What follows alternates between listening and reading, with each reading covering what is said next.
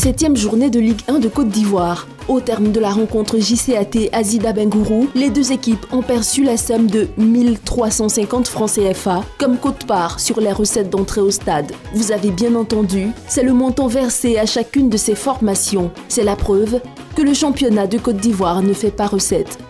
Il y a 20 ans, les revenus de billetterie se chiffraient à des dizaines de millions de francs CFA. Aujourd'hui, la réalité est là, implacable. Pour évoquer le sujet, DDF a approché des présidents de clubs et un membre de la Fédération ivoirienne de football. J'étais trésorier de l'AUC à l'époque. Quand je finissais un match à SEC AUC, je repartais sensiblement avec 10-15 millions. Avant, les recettes, c'était minimum 5 millions. Mais je me rappelle qu'à SEC Africa, on faisait 35 millions, 45 millions.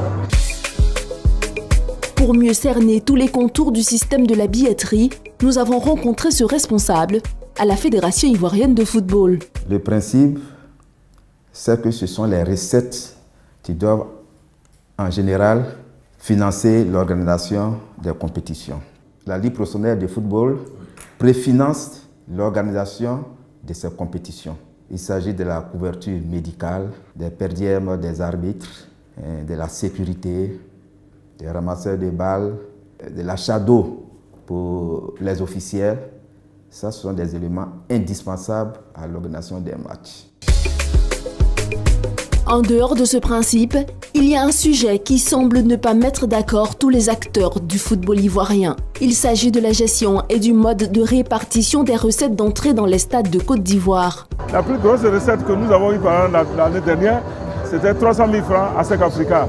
Ça ne nous convient pas, mais on n'a pas le choix. On va faire comment? Les quotes-parts sont encore faibles, ce n'est pas ce qu'on souhaite pour les clubs. La clé de répartition s'établit comme suit. On va retrancher d'abord, dans un premier temps, l'assurance. Et après l'assurance, maintenant, c'est la quote-part des clubs. Si la recette se situe entre 50 000 et 100 000, les clubs ont 25%. Si la recette est entre 600 000 et 800 000, la quote-part des clubs représente 50%. Entre 1 million et 2 500 000, la quote-part des clubs représente 55%. Concernant les causes des faibles revenus enregistrés au niveau de la billetterie ces dernières années en Ligue 1, tous tirent dans le même sens. Je crois qu'aujourd'hui, les moyens de déplacement sont un frein quand même au déplacement des supporters. Les gens ne viennent plus au terrain. Tant qu'on ne jouera pas au stade de Fouboigny, tant qu'on ne jouera pas de grandes compétitions, tant qu'on ne jouera pas de grandes rencontres très serrées entre ASEC Africa, entre Tanda Africa, entre Tanda, on n'aura pas suffisamment de spectateurs au terrain pour avoir les gros montants. Il y a aussi la volonté de l'État, de politique, parce que la politique permet à certaines entreprises de prendre en charge des clubs. Au niveau de la qualité de jeu, vous savez, le public ivoirien, les spectateurs aiment voir le beau football, aiment voir les grands joueurs, que depuis quelques années, nous n'avons pas, les excellents joueurs. Le constat est clair. Ces dernières années, la rareté des recettes au stade fait que les clubs ne peuvent plus compter sur leur quote-part. Alors comment gèrent-ils leur budget sans cet énorme manque à gagner? Nous, par exemple, on n'a pas de sponsor. Donc on se cotise, les dirigeants font tout pour assurer les mises au vert, pour assurer les transports. C'est très difficile de gérer un club actuellement. De toute façon, c'est une somme qu'on ne prend pas en compte. C'est quelque chose qu'on ne prend pas en compte pour dire on va s'attacher à ça pour pouvoir faire quelque chose dans le club. Parce que c'est insignifiant.